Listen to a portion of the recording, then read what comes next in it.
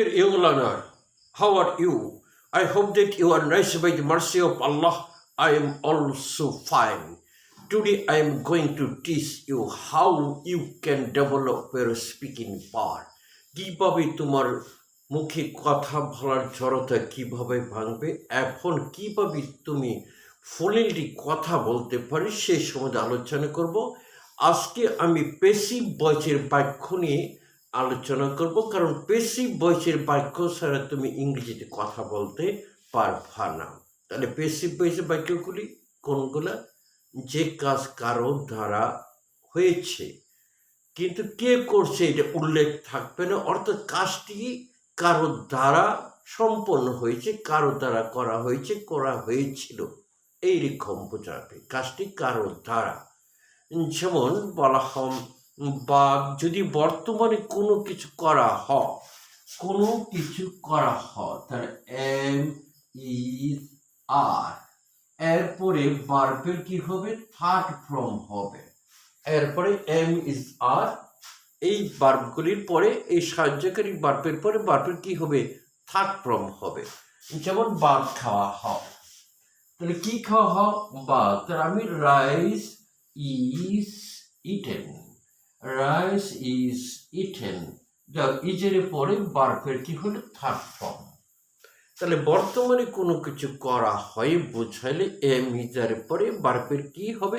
Third form. যেমন একটি চিঠি লেখা হয়, a letter is written। এখানে ফুটবল খেলা হয়, ফুটবল ইজ প্লেড হিয়ার। এখানে ইংরেজি পড়ানো হয়, ইংলিশ ইজ টট হিয়ার। এইভাবে বর্তমানে কোনো কাজ করা হয়, কিন্তু যদি করা হয়েছিল, কে করেছে জানো নাই, করা হয়েছিল, তাহলে এম ইজার পরিবর্তে পাস্ট টেন্সে চলে গেল ওয়াজ ওয়ার। এম ইজের পরিবর্তে কি হবে? ওয়াজ ওয়ার, পরে ভার্বের কি হবে? থার্ড ফর্ম, ভার্বের থার্ড ফর্ম হবে।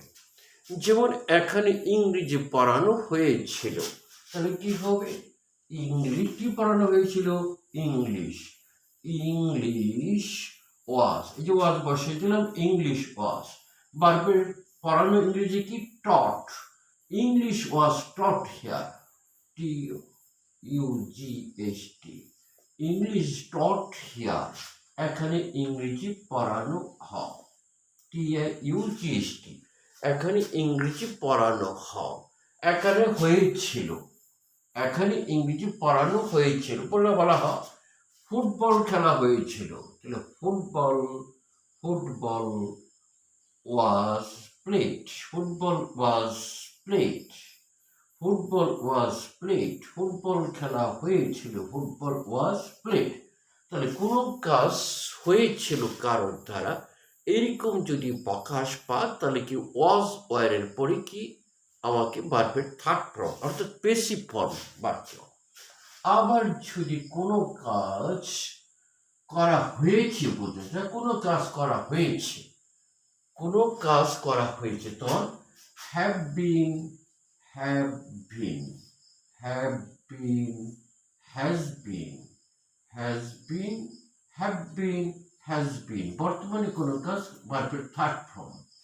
এইমাত্র করা হয়েছে, কোনো কাজ বর্তমানে এইমাত্র করা হয়েছে, তখন হ্যাভ বিন, হ্যাজ বিন এর পরে ভার্বের কি হবে? থার্ড ফর্ম হবে। যেমন চিঠিটি লেখা হয়েছে, চিঠিটি লেখা হয়েছে, চিঠিটি লেখা হয়েছে, তাহলে the letter, the letter, the letter, the letter has been written, the letter has been, the letter has been বসাইতে হবে, has been written, the letter has been written.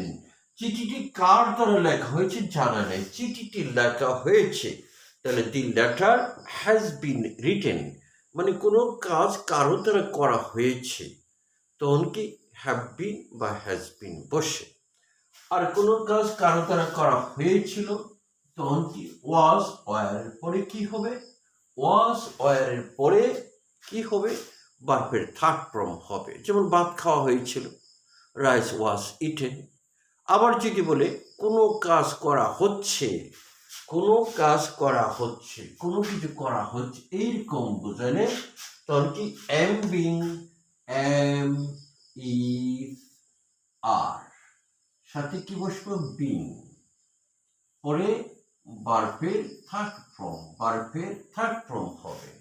যেমন ভাত খাওয়া হচ্ছে, এখানে কি হচ্ছে, ভাত খাওয়া হচ্ছে, তাহলে rice, rice is being, rice is being, rice is being, আমার কি করতে হবে, third form eaten, rice is being eaten, ভাত খাওয়া হচ্ছে, ফুটবল খেলা হচ্ছে, ফুটবল ইজ বিং প্লেড, ইংরেজি পড়ানো হচ্ছে, ইংলিশ ইজ বিং টট, ইংরেজি শেখানো হচ্ছে, ইংরেজি কি শেখা হচ্ছে, English is being learned, English is being learn. তাহলে কোনো কাজ করা হচ্ছে, তখন কি বসাবা, এম বিং আর বিং, ভার্বের থার্ড ফর্ম।